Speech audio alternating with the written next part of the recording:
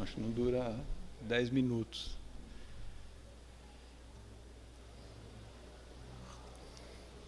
Deixa eu pôr água aqui. Primeiro, fazer um brinde às publicações independentes. E um brinde à tipografia. Então, vamos lá. Eu tenho 40 minutos, essa palestra tem mais ou menos 150 imagens. Então, vocês me desculpem se eu passar correndo, eu já tirei, porque era uma palestra que ela foi feita para um evento que durava mais de 2 horas. Então, mas a essência ficou.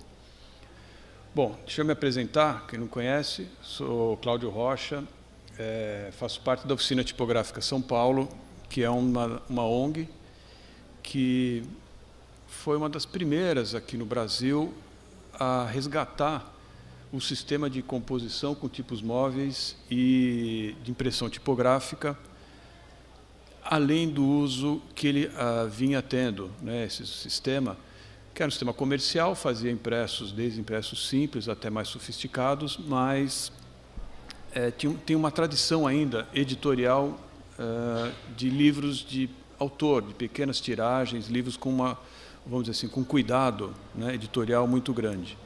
Não dá para comparar a tipografia com o offset, né, que sucedeu tecnologicamente esse sistema, porque são sistemas muito diferentes, com resultados diferentes. Lógico que houve uma evolução, mas nessa evolução se perdeu um pouco do sabor, da característica da impressão direta, né, que equivale a um carimbo, né, a pressão dos tipos contra o papel, né, tem uma característica específica.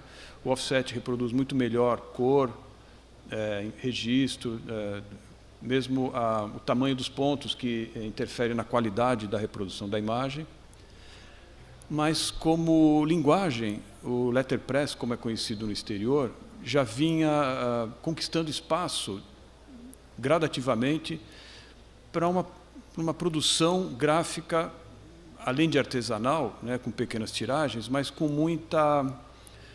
um processo de edição muito bem cuidado, né, buscando recursos que só na tipografia se consegue, com a reprodução de clichês, né, de imagens, a própria pressão, a carga da tinta, a transparência e opacidade de algumas tintas, mas é um sistema realmente muito versátil e era um sistema comercial, industrial, que fazia durante muito tempo os nossos pais, nossos avós e alguns de nós leram, aprenderam né, foram alfabetizados lendo livros impressos em tipografia. Então, tem uma tradição, um parque gráfico enorme que foi se perdendo. Esse foi o grande drama, né? A gente perdeu muito desse equipamento, os tipos foram derretidos para vender por quilo em ferro velho, máquinas desmanteladas, e a gente ajudou a colocar um pouco esse vírus da tipografia numa moçada que, como a gente, sentiu que valia a pena, era importante preservar essa técnica e fazer um uso dela, não mais para imprimir, sei lá, talonário, né, notas fiscais, receituários médicos, cartões de visita, convites de casamento, como se fazia né, nessas pequenas tipografias, mas dar uma renovada como linguagem, como produto gráfico. Então, eu comecei a ter contato com essas novas, vamos dizer assim, oficinas tipográficas, e a gente começou também a nossa produção e começamos a trocar experiências. Né? Gente de fora, do Brasil também, fazendo um trabalho artístico, um trabalho editorial, usando a tipografia. E aí, no ano passado, eu fui convidado para dar uma palestra num museu de tipos de madeira, vê se pode. Né? Eu vou falar um pouquinho rapidamente sobre eles, mas que juntava todo mundo que era interessado na tipografia. E eu procurei dar um recorte bem específico, não falando da tipografia para produzir livros, para produzir peças gráficas que tinham alguma utilidade, como um cartaz que divulgava um evento, uma capa de livro, que algumas são feitas em tipografia, já usando como recurso de estilo. Tá?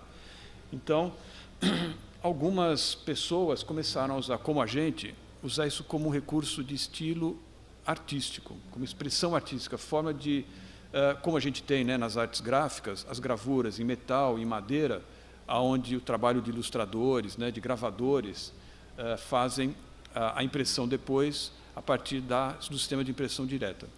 Então, é isso que eu vou falar para vocês hoje, mostrando como isso está acontecendo e de que maneira isso também pode ser utilizado editorialmente na produção de álbuns, na produção de cartazes, eventualmente, de peças gráficas, ok? Primeiro eu vou falar dos pioneiros, né? Quem que começou a usar esse sistema de forma não comercial? É a grande diferença, né? Sem uma perspectiva assim, de ganhar dinheiro ou de fazer trabalho de terceiros, e sim fazer trabalhos autorais. Os primeiros a romper com essa, vamos dizer assim, prática estritamente comercial foram os futuristas, que, na verdade, eles eram muito mais radicais do que a gente pode imaginar. Foi a primeira das vanguardas, o Manifesto Futurista é de 1911, então todas as outras vanguardas aconteceram depois e tendo conhecimento das propostas do futurismo italiano, né? O dadaísmo, o concretismo, uma série deles seguiram, né, o estímulo original feito por eles. E eles atuaram em várias áreas, não só na poesia, como o dadaísmo fez a ênfase muito grande à poesia, as artes plásticas, a pintura, a própria literatura, mas principalmente na tipografia os futuristas foram realmente radicais. Aqui é um exemplo, isso é uma capa de uma página, desculpem, de um livro. A tradução poderia ser Quimicalidade Lírica, né? Ou Química Lírica, pode ser também, onde a gente dá para ver que isso hoje em dia é mais ou menos normal, não é? Normal, entre aspas. A gente já viu alguns casos assim de brincar com o sentido de leitura, a tipografia, as letras como formas, como texturas. Imagina isso em 1915, né? A gente tem que imaginar isso dentro desse contexto. E duas figuras, para mim, são bem emblemáticas do futurismo. Primeiro é o Marinetti, que foi o cara que criou o Manifesto Futurista. Ele realmente foi um grande mecenas, um grande agitador cultural, que aglutinou uma série de cabeças, né, criativas, pensantes, e deu estímulo para pessoas como Fortunato De Pero, que foi realmente um grande artista, muito inquieto, muito criativo. Uma das coisas que ele produziu, eles tinham uma visão diferente no início do desenvolvimento industrial, né, final da Evolução Industrial, já no começo do século XX, né, onde os industriais tinham necessidade de tornar público, né, de fazer publicidade dos impressos. E eles... Oi? Desculpa. Então, eles contratavam artistas, e o De Pero colocava os industriais como novos mecenas, comparando ele com os papas, né, a família dos Medici em Firenze, que pagavam e bancavam a vida de artistas. Os industriais, para ele e para eles, né, a publicidade não tinha um pouco esse viés comercial que hoje tem. Algumas pessoas têm até alguma restrição em relação à publicidade, mas para eles era uma linguagem nova, dinâmica, representava o futuro, entre outras visões do futurismo, não era só propaganda, óbvio. E esse aqui era uma espécie de portfólio dele.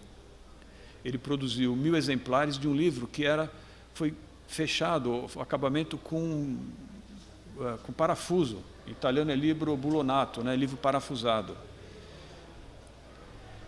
Então, se a gente lê esse texto, ele está fazendo um manifesto aos industriais. Ele está vendendo o peixe dele. Ele está se colocando, e é brilhante. Olha como ele construiu visualmente o discurso dele. Esse livro foi reeditado recentemente em facsímile. Olha uma das páginas. Isso que a gente hoje vê em algumas peças gráficas que exploram a tipografia, usando a sobreposição, a inversão do sentido de leitura. Ele já fazia isso em 1927, criando realmente uma dinâmica que não existia na época. E essa é uma página muito emblemática para mim, talvez seja difícil explicar para quem não é tipógrafo, mas quando você monta uma forma em tipografia, você tem que trabalhar com o tipo, que ele é invertido, e você trabalha com ele de ponta cabeça, que é o sentido normal de leitura, de montagem, você vai de ponta cabeça, né, vai de baixo para cima. Então ele fez uma inversão, dá um nó na cabeça, porque você consegue ler aqui Depero glorificato da Marinetti, mas isso aqui é o resultado do impresso. Se lê Depero glorificato da Marinetti, quer dizer, o Depero sendo honrado pelo Marinetti. É um autoelogio, né? Mas, para a gente ler isso aqui, como é que ele compôs? Olha que nó na cabeça. É uma coisa... Ele brincou com a própria técnica, ele fez uma metalinguagem técnica. Essa aqui da esquerda, para a gente ler o que ele compôs, deixa eu ver se eu consigo, aqui, ó. Para ler isso aqui, essa foi a montagem que ele fez. Ao passo que essa montagem aqui é o que a gente faz. A gente faz de ponta cabeça e de baixo para cima. A cabeça fica embaixo. Aí quando você... Imagina essa linha pontilhada dobrando. Isso é o que se faz quando se compõe tipograficamente. Aí você leria isso. Ao invés disso, ele fez essa montagem que é um jogo, uma brincadeira com a própria tipografia. Então, não é uma coisa assim tão artística, tal, mas o resultado é muito curioso. É vamos dizer, uma poesia visual técnica, podemos dizer assim. Outro cara que foi muito emblemático foi um holandês chamado Hendrik Nicolaas Werkman, que infelizmente foi assassinado 3 dias antes pelos nazistas, 3 dias antes do final da guerra, numa vingança que mataram um soldado lá na Alemanha, na Holanda, um soldado alemão, capturaram 10 holandeses e iam fuzilar. Aí um deles conseguiu fugir. Aí foram lá e cataram o Werkman e fuzilaram, quer dizer, o azar do azar. Sem falar nessa tristeza, destruíram boa parte dos impressos do material dele, que realmente foi muito forte, assim, graficamente. Para vocês terem uma ideia, esse é um dos trabalhos que ele fez também em 1927, composição com a letra O. Então, não só ele usava as letras, como ele usava os espaços, né, as entrelinhas, que a gente chama de material branco, porque ele é o material mais baixo, usa para compor a forma, e como ele não recebe tinta, não é impresso, chama de material branco. Como ele usava linóleo, ele usava técnicas de gravura com técnicas de impressão. E ele editou um jornal, uma revista, vamos dizer assim, que chamava The Next Call. Ele fez 9 números, ele imprimiu em média 40 exemplares. Essas são 2 capas, eu não lembro quais são os números, talvez 1 e 2, que ele variava e criava formas abstratas usando material branco, também o linóleo. Olha que linda essa composição só com números. Eu acho assim, quando eu lembro, o primeiro trabalho que eu vi do Werkman foi justamente essa capa. Me encantou a beleza dessa composição, porque a gente está acostumado a ver os números de uma maneira meio, né, automática, crua, direta. E aqui, além da beleza dos números em si, a maneira como a gente aprende a olhar um material gráfico não é só pelas formas, é também pelas contraformas. Então, olha como elas funcionam, os brancos, né, os espaços entre os grafismos, no caso os números, o peso, o sentido vertical, o encaixe perfeito, quer dizer, com toda a limitação técnica em termos de sobreposição, nós estamos falando de peças que são justapostas. Então, não dá para você fazer que nem no computador, ficar encaixando espaço negativo, só se imprimir 2 vezes você consegue, eventualmente, umas aproximações que não são possíveis. E essa é a capa de uma edição, número 8, que eu vou mostrar ali inteira. Eram poucas páginas, às vezes uma página dobrada como essa. Eu tive a sorte de comprar, um amigo meu que tinha uma livraria lá em Amsterdã. Eu falei do Werkman, se ele tinha algum material, ele falou, olha, eu não tenho, mas eu conheço o cara que fez todas as edições, as 9 edições de facsimilar. Se quiser, encomendo para você. Eu falei, claro, paguei uma fortuna, mas sabe aquela coisa que você fala, preciso ter, não importa quanto. Então, essa capa do número 8 mostra, exemplifica bem a postura dele. Olha como ele radicalizou. Isso se abria, né, aquela era a capa, se abria, você via isso. Números e formas feitas com linóleo e tipos. Isso aqui era a página central. Na verdade, isso é um poema que ele fez uma gozação com um balancete. Se você está em holandês, alguém lê holandês aqui? Não. Não é difícil. Mas que eu me lembre aqui é débito, aqui é crédito. Por que ele fez isso? Ele herdou essa tipografia, não era dele, era do sogro dele. Ele herdou, mas ele não era um cara empreendedor, ele não tinha nenhum tino comercial, não tinha nenhuma vontade de ganhar dinheiro, ele queria fazer os trabalhos autorais dele. E ele só tinha prejuízo. Uma vez ele fez um postal, alguma coisa assim, para divulgar a gráfica, esqueceu de pôr o telefone. Aí o funcionário dele falou assim, pô, seu velho, e o número, como é que os caras vão achar a gente? Melhor assim. Não estava interessado, realmente ele queria fazer arte, né? Aí você vira, novamente, de novo aquela brincadeira com as formas, isso aqui é de um nível de abstração, é arte visual pura, né? E aqui no final, um pouco aqui, né, ele distribuía isso para alguns artistas na França, na Inglaterra, e hoje os originais disso são raros e caros. E ele fez também um livro de poesias dele, né, Hot Printing. Ele fez uma analogia com o hot jazz, ele gostava muito de jazz. E tem não lembro agora se é o swing, um certo tipo de jazz é conhecido como hot jazz. Então ele fez o hot printing. E é muito dinâmico. Isso tudo, todas essas cores, isso daqui, são placas de linóleo, né, que é gravura, basicamente. Aqui à esquerda os poemas dele, e aqui as ilustrações que ele fez. Além disso, ele fez calendários, ele fez uma série de peças gráficas que a gente tem conhecimento só aquelas que foram expedidas, né, que ele mandou para alguém, que alguém conseguiu, porque o que estava com ele, os nazistas simplesmente queimaram tudo. Isso é muito interessante. Isso aqui, deixa eu ver se isso aqui, por exemplo, é um violoncelo. Caramba!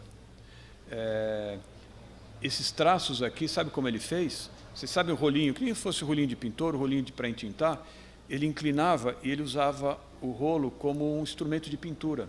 Ele usava isso aqui, ó, era a lateral, a quina do rolo para fazer esse trabalho. E aqui usava um monte de técnicas, né, como essas daqui, usando linóleo nesse hot printing. Eu omiti os poemas aqui para a gente ir mais rápido. Aí já vamos para os anos 60, um suíço, na verdade ele é alemão, mas viveu na Suíça, né, trabalhou na Suíça, estudou lá, Wolfgang Weingart. Era um cara muito inquieto também e foi estudar em Basel, num curso muito bom lá de artes gráficas e tal, mas também a história dele não era fazer arte comercial, trabalho comercial, era fazer artes plásticas, né, grafismos. E ele fez uma composição usando tipos de madeira e pedaços de madeira. Então, já começam os indícios de que os elementos gráficos que serviam para transmitir algum conteúdo, né, signos alfabéticos, signos linguísticos, se você inverte, você deixa de ler, você passa a ler como esse M deitado aqui, como essas duas letras K, uma contra a outra, que elas viram formas puras. Você não precisa mais ler. Você começa a ver as contraformas, ele explorava a textura dos tipos de madeira. Um trabalho de pesquisa visual bem aprofundado. Aí, ele também trabalhava como estagiário numa gráfica. E um dia ele deixou cair uma gaveta de uma fonte, corpo 6, não sei se vocês têm ideia, corpo 6 é uma coisa muito pequena.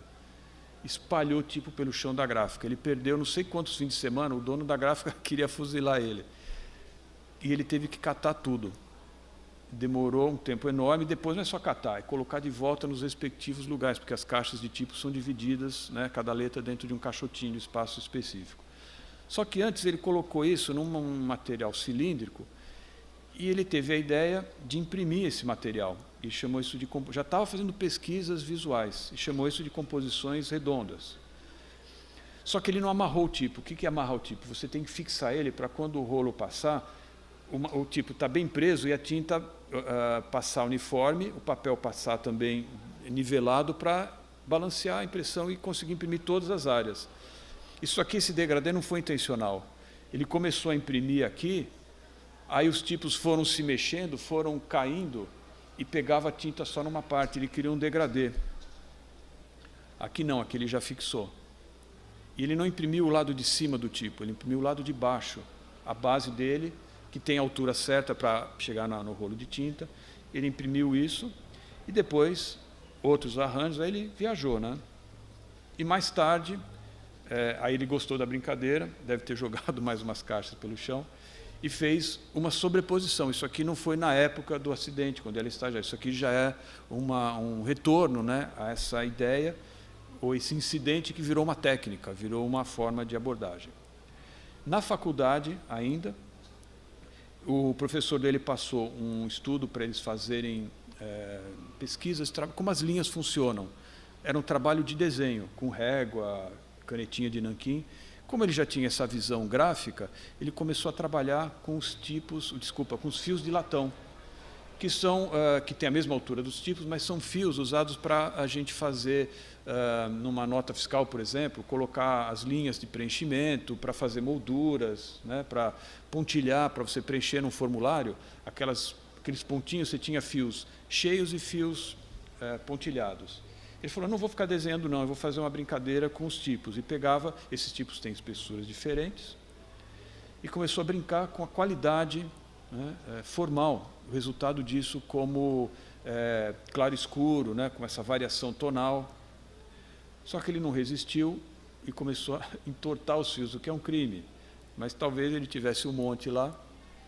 Isso aqui, por exemplo, ele fez uma paisagem. O nome desse trabalho é Landscape. Então dá para a gente ver aqui, né, o perfil de uma montanha, uns acidentes geográficos aqui, brincando com os fios de latão, que não tinham essa função estética e gráfica nenhuma. Bom, esses são os principais pioneiros. Tinham outros, mas esses três foram muito importantes, né, pelos experimentos, pelos caminhos que eles indicaram.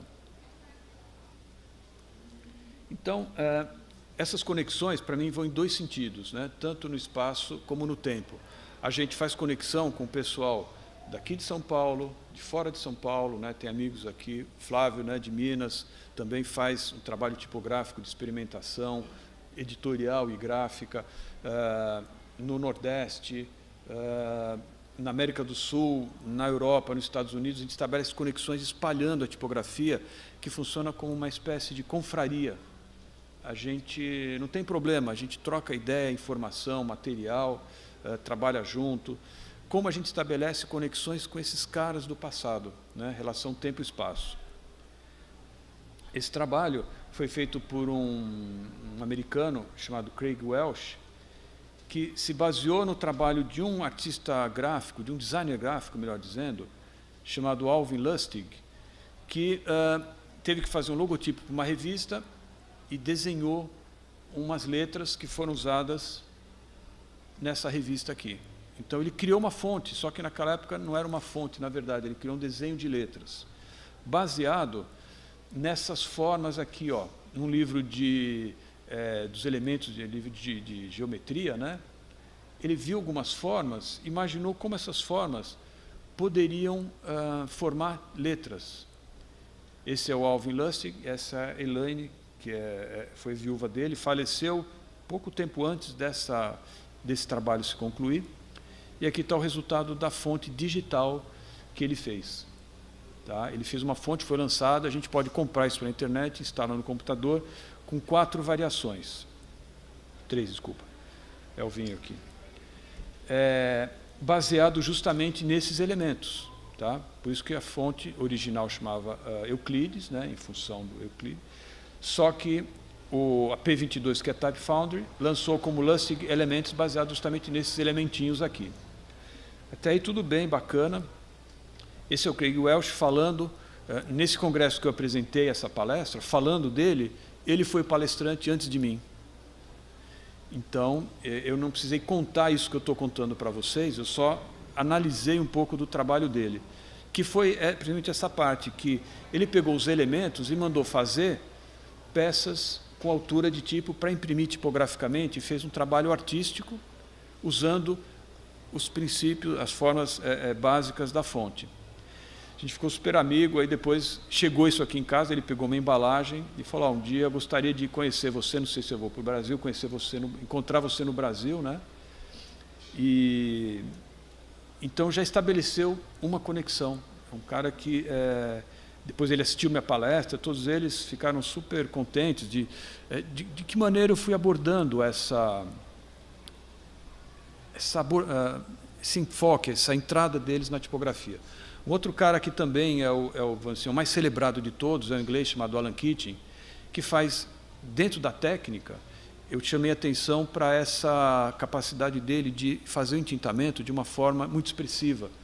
Ele coloca as cores trabalhando a composição como uma ilustração. Aqui a gente jogando lá na época do Congresso, né? Cidade de 2.000 habitantes, a gente estava em 300, quando chegava num lugar, aquele boliche da cidade, a gente causou o maior caos, que é de bando, assim. Quando foram para o pub, então, era horas para ser atendido, mas enfim, foi divertido. Aqui esse é o Alan Keating. Então, ele fazia o The Guardian, né? Acho que alguns de vocês conhecem, um famoso jornal inglês. Ele é contratado para ilustrar, só que ele não faz desenho, ele faz impressão. Então, as letras funcionam como ilustração. Por quê? Porque ele consegue dar um caráter expressivo. Ele extrai das letras, além, no caso dele, ele compõe uma frase, alguma coisa legível, né? Não fica virando de ponta cabeça necessariamente, mas tem um caráter, né, figurativo pela cor, pelas sobreposições. E também muitos desses trabalhos vão para as galerias, para as paredes de exposições. Então, aqui ele fez um trabalho, né, trabalhando com as... escapou a palavra agora. São siglas, são monogramas, né, de 5 importantes designers gráficos ingleses que nasceram todos no ano de 1914. Celebrando 100 anos, né, do nascimento desses caras, ele fez esses pôsteres, foram expostos aonde mesmo? Nesse lugar aqui. Aqui é uma desses cartazes mais em detalhe, e aqui ele imprimindo. Imagina, ele usou, quem patrocinou essa fonte foi a Monotype, que é um fabricante de fontes. Ele usou as fontes que tinham a ver com os caras, só que não existiam fontes, né, esses cartazes, as letras eram desse tamanho, dá para ver aqui. Ele recortou um papelão e montou na altura certa para o cilindro, para o rolo pegar e o cilindro passar em cima para imprimir, e tratou essa superfície do papelão, porque não dá para você imprimir direto, que começa a descolar, né, as fibras. E fez o tal do entintamento dele, que é muito legal.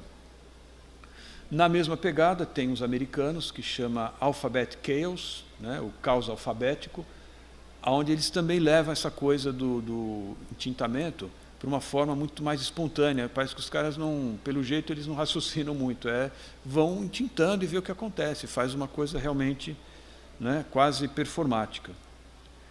Então, um monte de rolinho, um monte de gente, vai lá fazendo aquela lambança. Um outro cara que também estava lá, o David Wolski, ele já trabalha também com tipos em tamanho grande. Vocês veem, dá para ver aqui pedaços de letra, não dá? Ao contrário do que a gente pode imaginar, ou que a gente temeria, né? Ele não cerra os tipos, ele simplesmente faz uma máscara. Aqui dá para a gente ver em cima à direita, quando ele imprimiu o número 3, olha a janela que ele fez aqui, está vendo?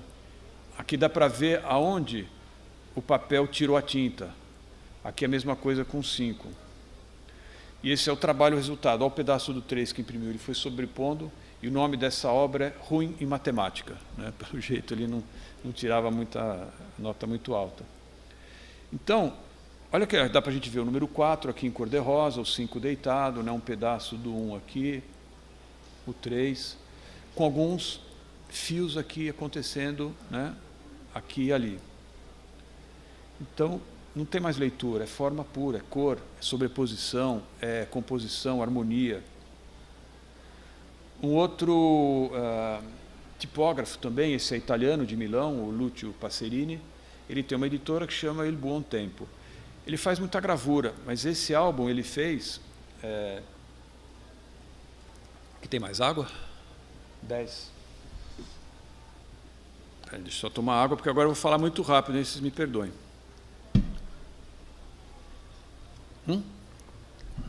Não, já está suficiente, obrigado. Em 10 minutos está bom. Então, são vários que fazem, como essa menina aqui, que trabalhou com tipos quebrados. Olha que louco, isso aqui é a impressão disso. Ela achou na coleção de um amigo vários tipos de madeira enormes, quebrados, ela limpou, arrumou tal, e fez esse álbum maravilhoso, chama Um Catálogo de Quebrados, né, de tipos quebrados. Já chegando no Brasil, nosso amigo Máximo Soalheiro, que é um grande artista, é um ceramista, impressionante o trabalho dele, assim, de tirar o chapéu, dá um pouco vocês verem, ele faz cerâmica, vamos dizer assim, utilitária, com uma qualidade, nem no Japão eu acho que fazem com isso, sem querer puxar sardinha para o lado dele, mas ele faz um trabalho artístico com cerâmica também muito, muito elaborado. E ele, de Minas, com estudo de terra, de pigmentos, de minérios, ele faz as tintas dele e ele usa os ornamentos para imprimir, para gravar na cerâmica. Isso aqui, ó, letra U. Olha que, conceitualmente, isso é maravilhoso.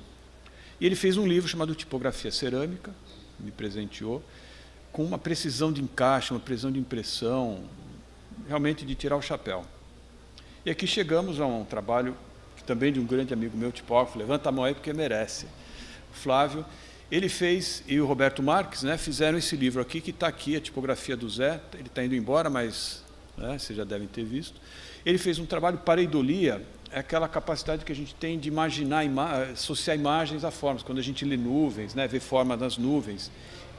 E ele, baseado num livro de dois construtivistas russos, né, o Mayakovsky e o Lissitsky, eles fizeram uma interpretação gráfica, criando com as letras associações de imagens. Né?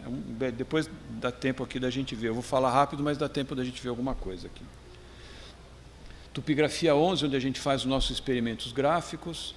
A colagem do Tid Hellmeister, que é também, né, um artista que trabalha com a letra. Aqui, a Fefe Talaveira, que usa os lambi-lambi para fazer essas figuras maravilhosas. Os pequenos alfabetos que a gente faz lá na oficina, é um catálogo dos tipos que a gente tem, um catálogo mais artístico, mas a gente usa a limpeza dos rolos para criar texturas e formas, né? E usa papel toalha para fazer isso, ó. Usando os amassados, os rasgos, né? Os fundos, que a gente muitas vezes não presta atenção, a gente olha o quê? O que está na frente, o fundo, ajuda a compor. Vendo o Paul Klee, eu pude ver que os fundos têm muito mais valor associados, melhor, dialogando com as imagens de frente. E aí eu faço esse trabalho tipográfico, que não é muito comum, as pessoas querem imprimir e sobrepor. Eu começo a fazer velaturas, usando técnicas, né, de pintura, usando a tipografia. Esse é um álbum que eu fiz, vou passar super rápido, chama Inconsequência Alfabética, que são as páginas de rosto. Isso foi exposto no MASP, esse álbum, e tudo acontece de A a Z.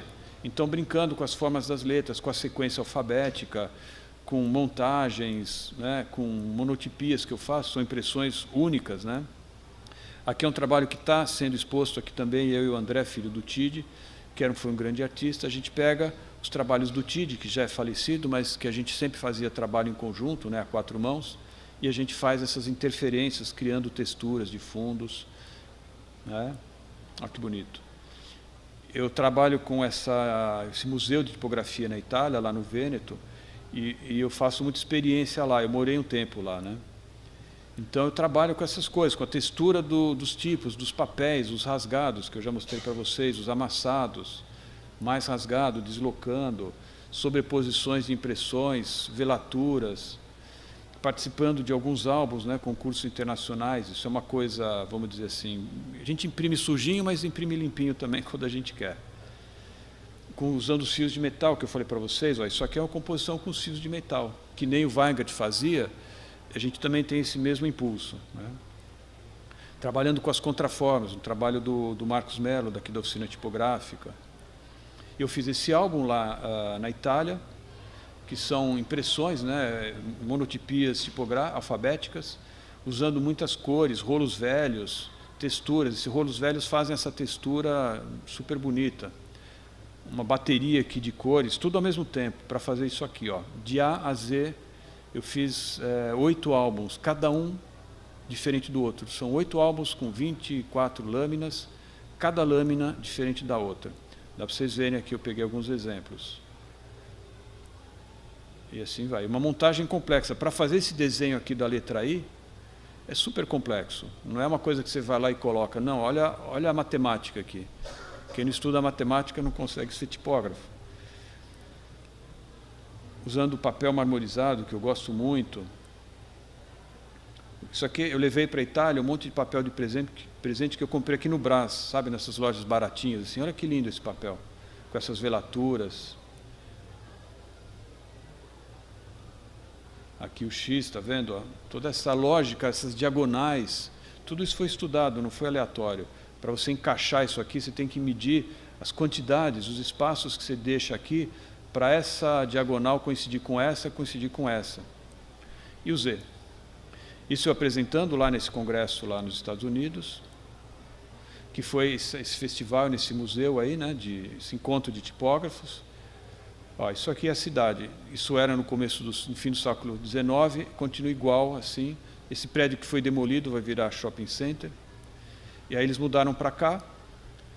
Aqui foi durante o congresso, esse rapaz é um arqueólogo industrial, o cartão dele está assim, ele recuperou uma máquina que faz isso aqui, que grava faz esses die cut, né, faz esses ornamentos.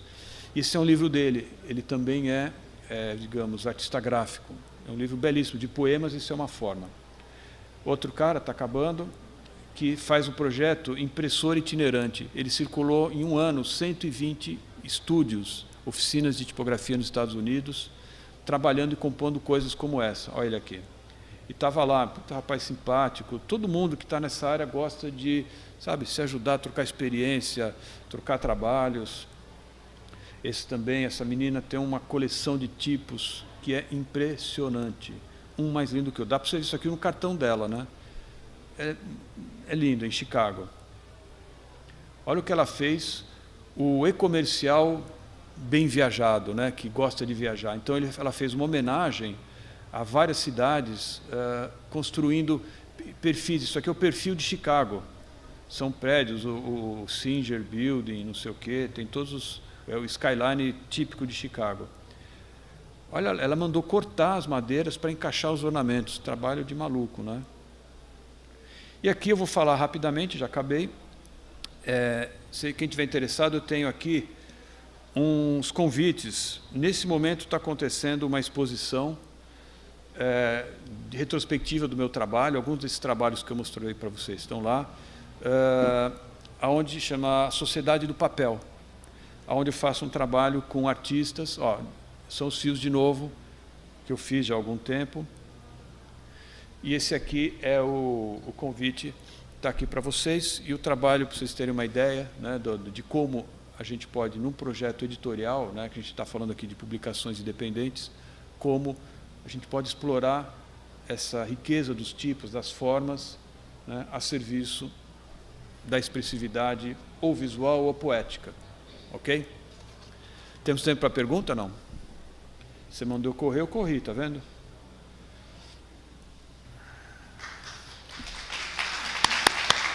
Obrigado. Alguém, se alguém quiser, respondo.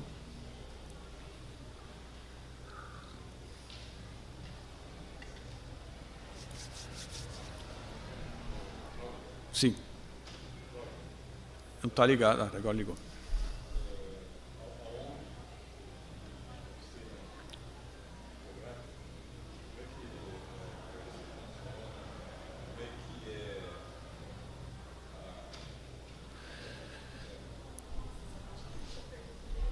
Posso. Então pergunta que eu falo. Na ONG, como é que é o trabalho de vocês? Tá bom. Barbosa, né? Então, Barbosa, como é que funciona a Oficina Tipográfica São Paulo?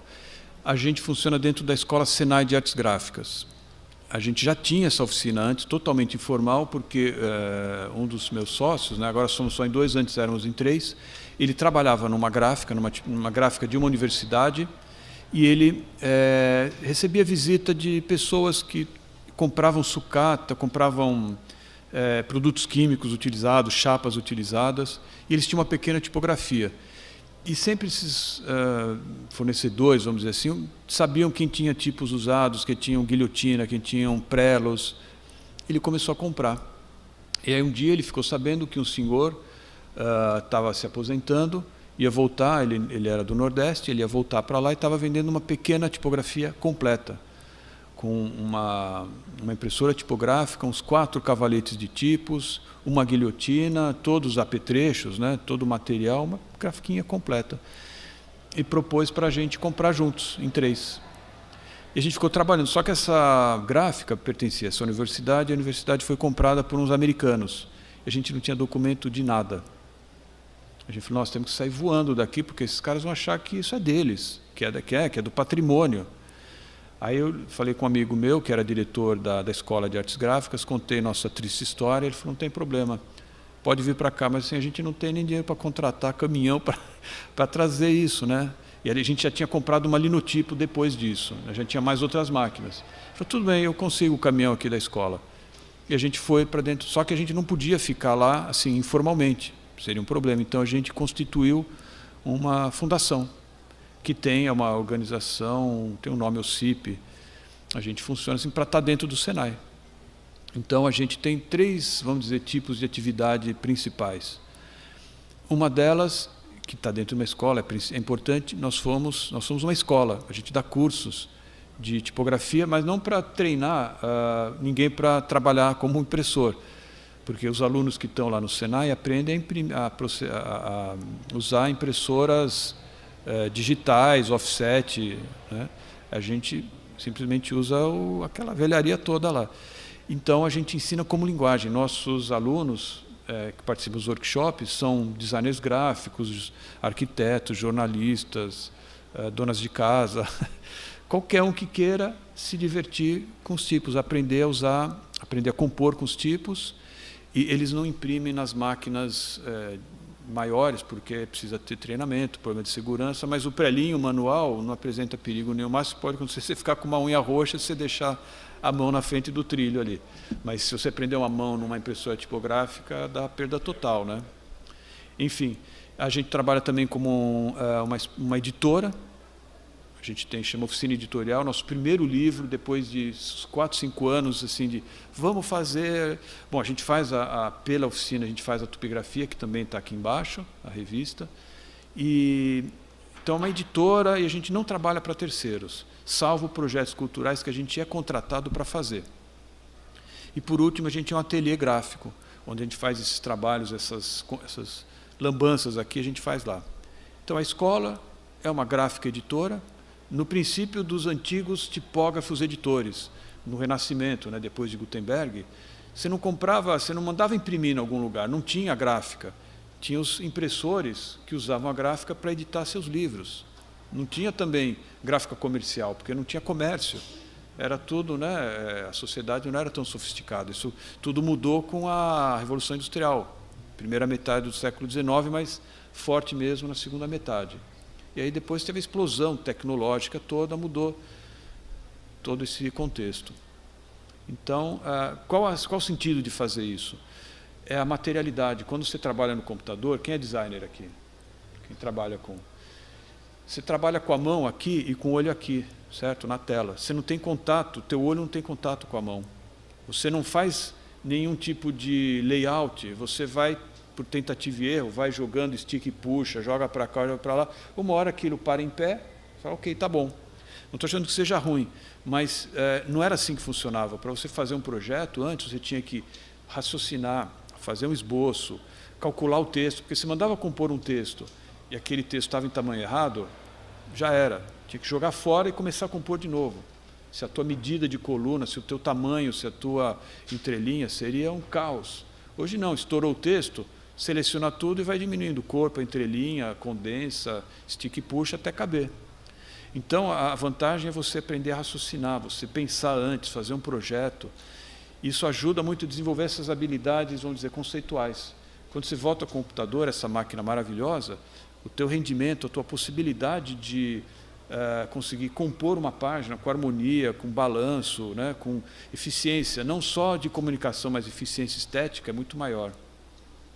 Então, tudo isso a gente procura passar, não adianta ensinar técnica. Olha, para compor você tem que fazer assim, pega o componedor, trabalha com ele de ponta cabeça, transfere assim, vira o tipo, põe para cá.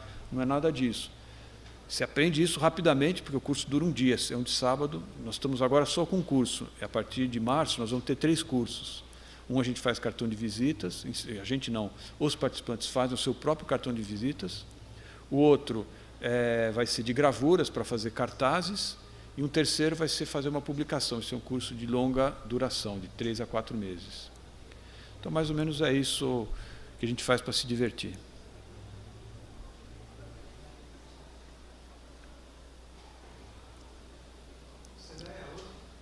É Escola Senai Teobaldo Denigres, na Rua Bresser, lá na Moca.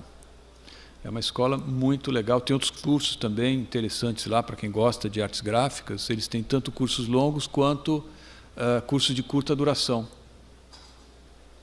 Estamos no tempo? Acabou? Pode mais uma? Se alguém tiver mais algo para perguntar.